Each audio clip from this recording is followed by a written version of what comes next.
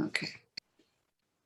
All right, thanks everybody for being here. As you can see that we're having kind of a combo of our Santa Barbara Zen Center and Jikoji, the Jikoji group up in Northern California. So it's a nice gathering.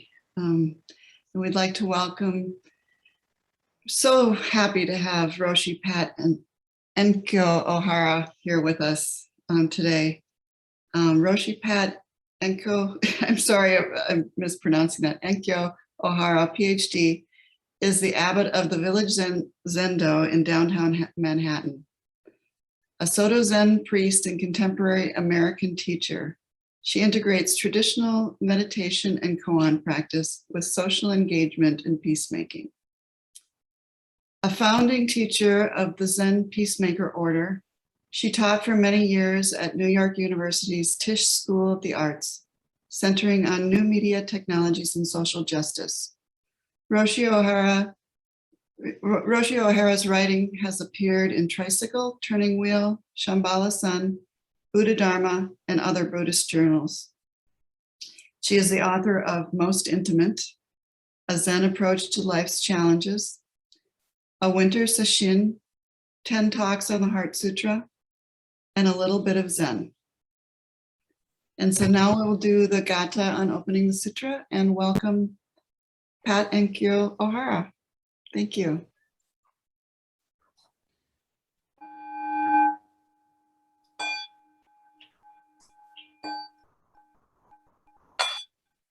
Gatha on opening the sutra.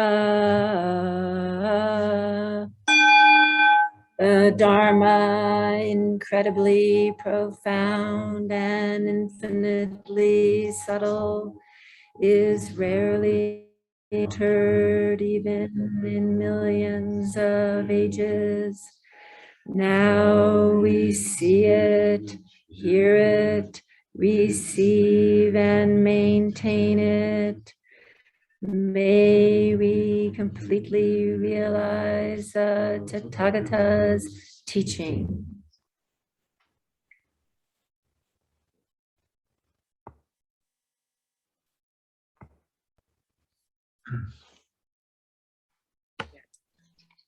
Thank you, all of you, for being here today. You can hear me okay? Yes, thank you. So I'm in Santa Barbara. How marvelous. I recognize a few people here. I recognize Kenko and Joey. Lovely to see you. Yeah, thank you for inviting me today. Juteki, who originally invited me last spring, is visiting family in Bulgaria. But I thought, I'll still come. And you know, it's amazing. I checked the weather this morning where you are and where I am, and we're in the same kind of temperature range. It's a lovely blessing for us. We've recovered from our flood, and I suppose we're recovering from the various fires and problems that you're having in Santa Barbara, or in all of California, or in the West. And here we are in the land of the Algonquin peoples, and you are in the ancient land of the Chumash. So that's time travel.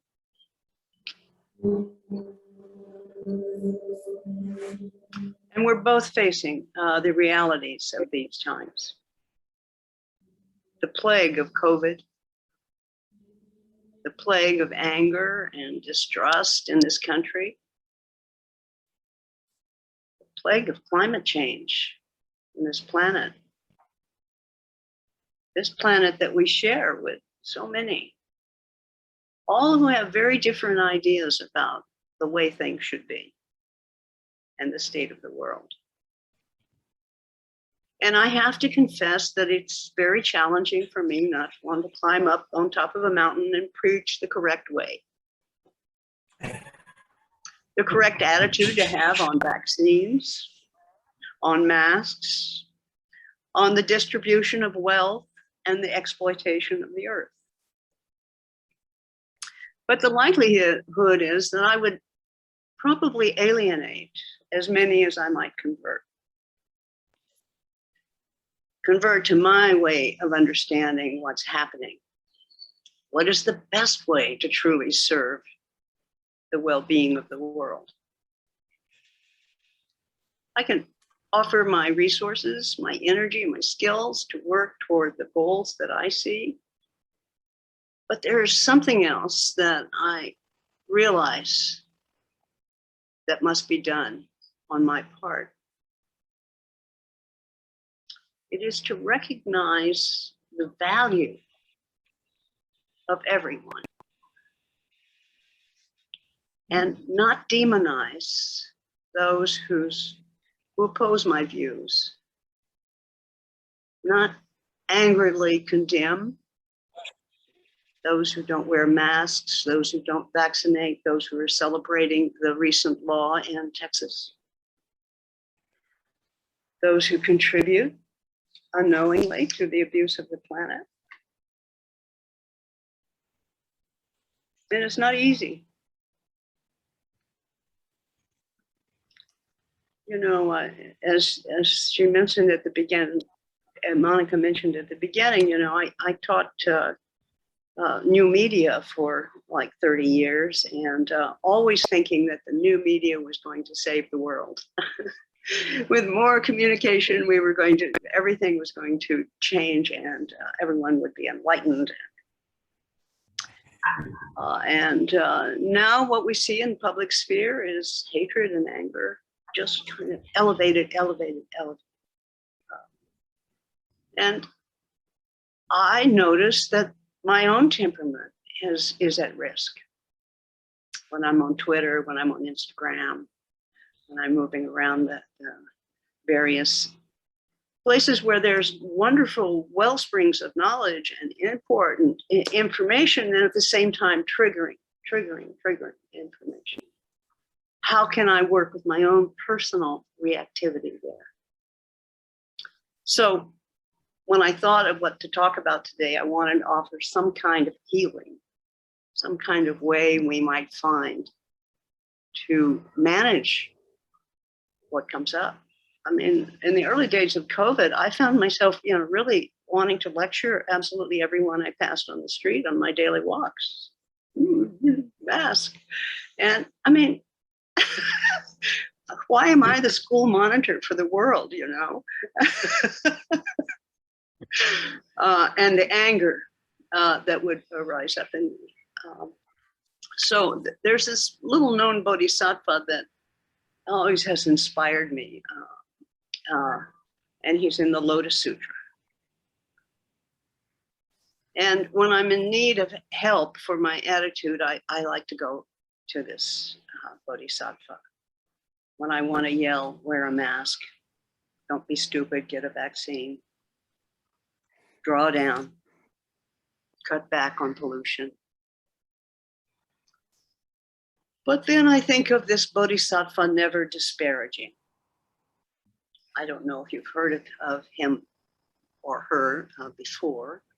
We don't really know the gender of so many of these bodhisattvas. So I think we all just kind of slide into the one that's most comfortable for us. Right? So the chapter in the Lotus Sutra, the 20th chapter, begins with the Buddha telling the story about a previous time when, you know, particularly the Buddhists and particularly the ordained Sangha, but also the Buddhist lay people were exceedingly arrogant and haughty. And at that time, there arose a bodhisattva by the name of Bodhisattva Never Disparaging. And he didn't look like a bodhisattva because he wasn't a teacher, he wasn't an academic, he didn't study the sutras or serve in any kind of obvious way. He simply bowed to everyone that he met. He said, I won't disparage you because you someday will attain Buddhahood. So these rather haughty, you know, elegantly gowned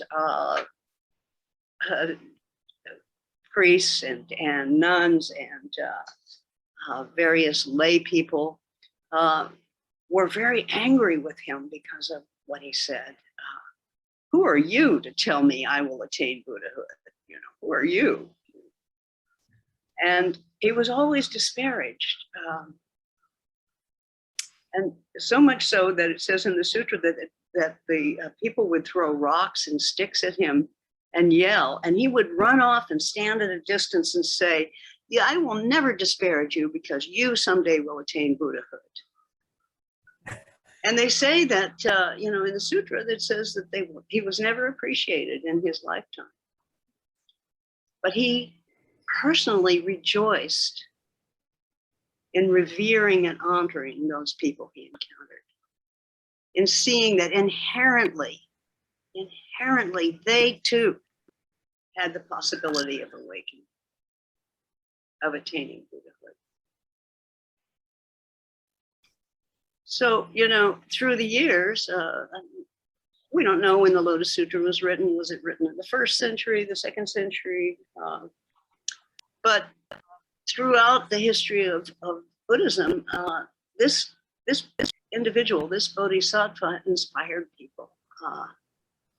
Such a simple and direct appreciation of the other. Inspires me. I live in a city where there's a lot of anonymous seeing of people. It's not, I don't see people every day that I know. I see people every day that I don't know all the time.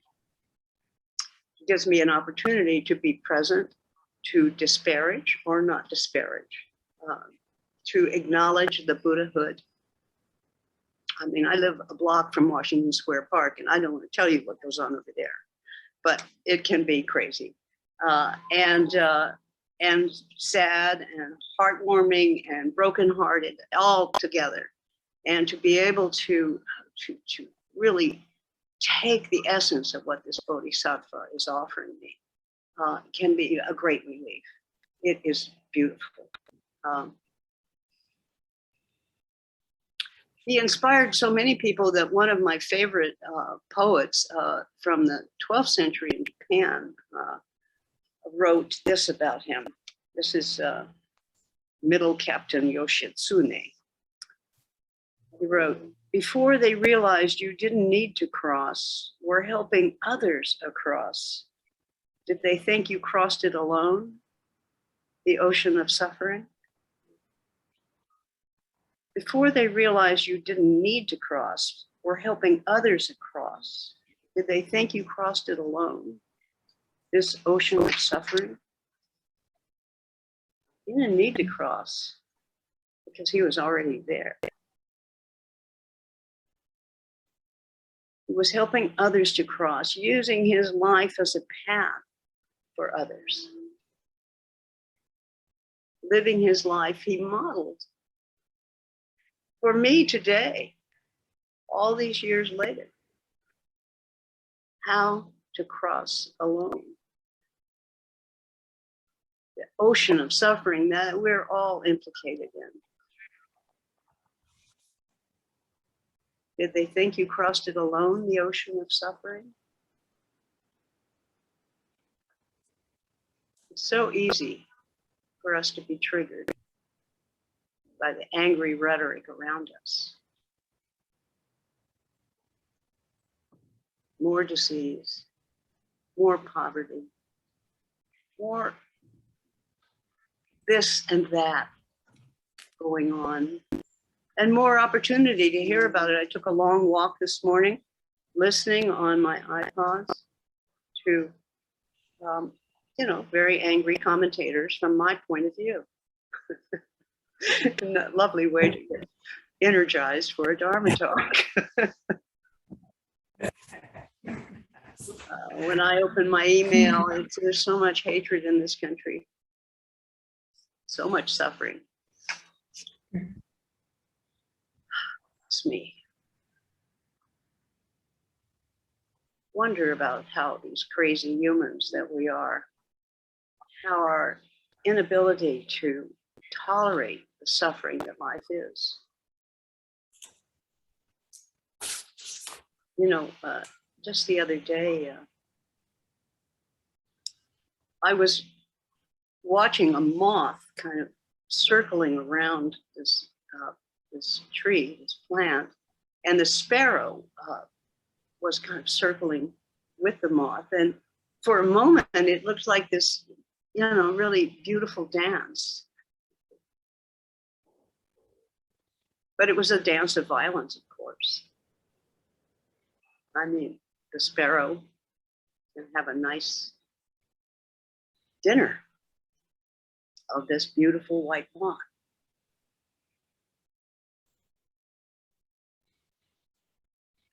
And there's a story of Dongchan, you know, the great 9th century Zen teacher. It's said that one time he was washing his bowls and he saw 2 birds fighting over a frog.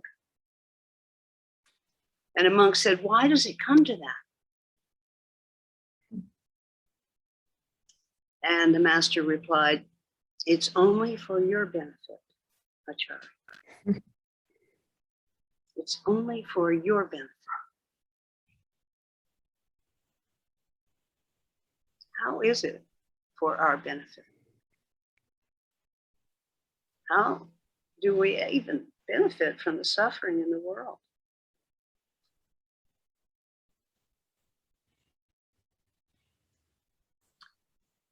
If we can witness, if we can actually pay attention and witness, we open our hearts to the reality, just as it is, not in denial.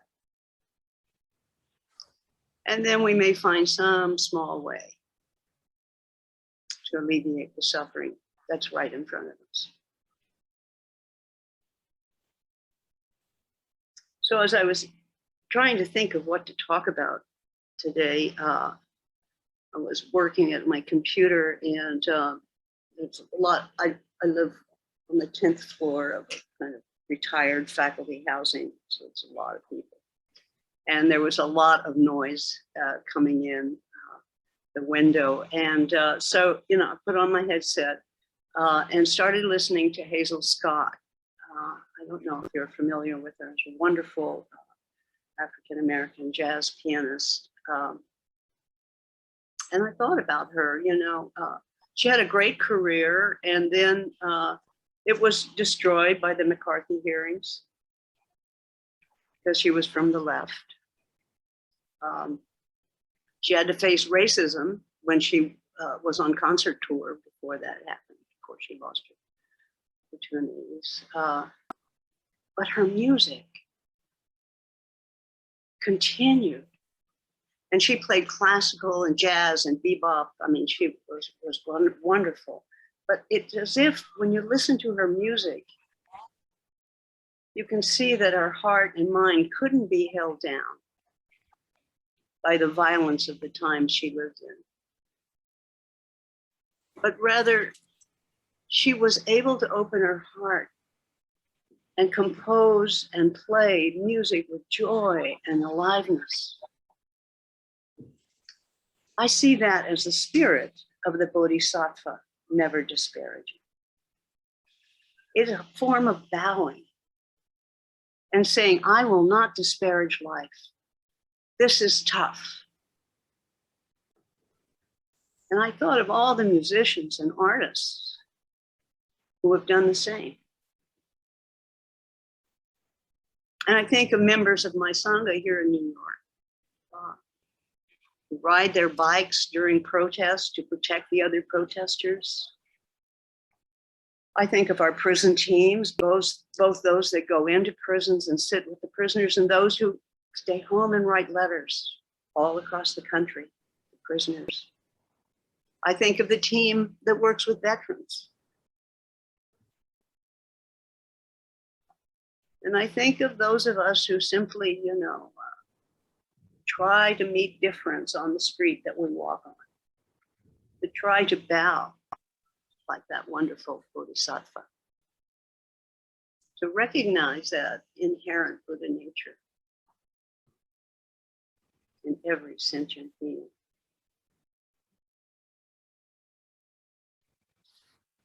And those of us who sit meditation, you know, like the lotus sitting in the burning fire, know that we can't escape from the world, but we can come closer to it. We can become intimate and find a way that is not overwhelming. A few years ago, I was leading a series of workshops on the paramitas, and I remember I led one on the paramita of tolerance or of patience. And we explored what we couldn't tolerate. So I asked people to write down things that they could not tolerate. And what first struck me was that there was enormous energy in the room suddenly, you know. People were just sitting there, and then I worked down what it is you can't tolerate. That was great. But what people found were that they were listing things that they didn't like or that irritated them. But in fact, that they did tolerate. Things like a spouse that snores, right? Or the idea of loss, or climate change, injustice, depression. Funny that listing the ideas of what we couldn't tolerate showed us that we do tolerate them.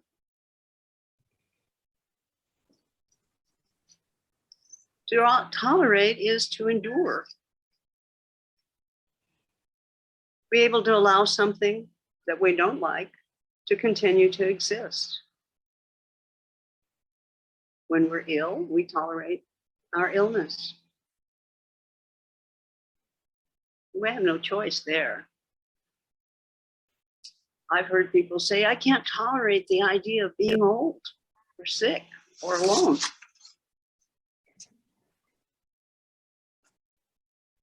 But actually, you know, calling that into the moment by even calling it brings it there. Creates that quality of mental suffering. So you have to ask yourself, well, what about tolerating injustice, poverty? To tolerate is not to turn away, but it is to face what's here. To tolerate is to let it in. And once we let it in, we care. And once we care, the next step is automatically action. It just follows. Like autumn follows summer.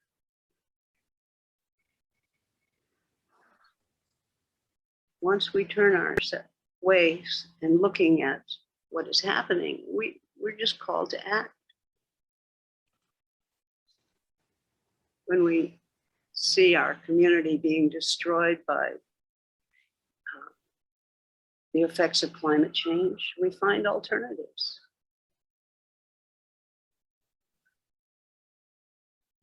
This morning, I saw a disturbed person on the street, and, you know, I resolved on Tuesday after Labor Day to make another call and to find out what's happening with our mental health services in the particular borough that I live in. Because we used to have teams that went out when people were in need, but it seems to have just called my attention today. So just observing and then finding out, well, how can I serve? What can I just make some kind of change here? We had a vigil about a month ago, and at that vigil, I recognized someone, a man that I hadn't seen since the early 90s. we were arrested together in Albany during the AIDS times. And I asked him what he was doing, and he has dedicated his life to working with labor unions in New York City on structural issues having to do with labor. He's a very gentle and kind man. And I saw him as like, you know, just like bodhisattva, never disparaging. He serves and he helps people to cross over. And I couldn't think that he crossed over alone. I can't think that any of us ever do. Even though our work may be simple, may be unappreciated, unnoticed, and yet each effort that we offer is a way to make a difference. And like that bodhisattva that goes around and says, you know, I don't disparage you. I'm just doing my humble work. It makes a difference. This man that I saw, you know, he's made a huge difference in very small parts of the labor issues that we have in this city. He may not be recognized as a bodhisattva, but he acts like one.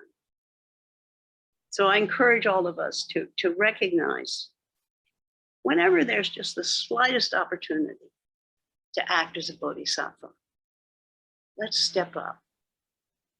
Let's do that. He was bowing to the arrogant and the selfish, but he was also bowing to the Buddha in all of those people. The Buddha is always ready to appear if we just wake up. So I hope this message wasn't too preachy today. I guess it's Sunday, I'm feeling preachy. And also it had to do with my early morning walk. But it's wonderful to speak to you all and appreciate your asking.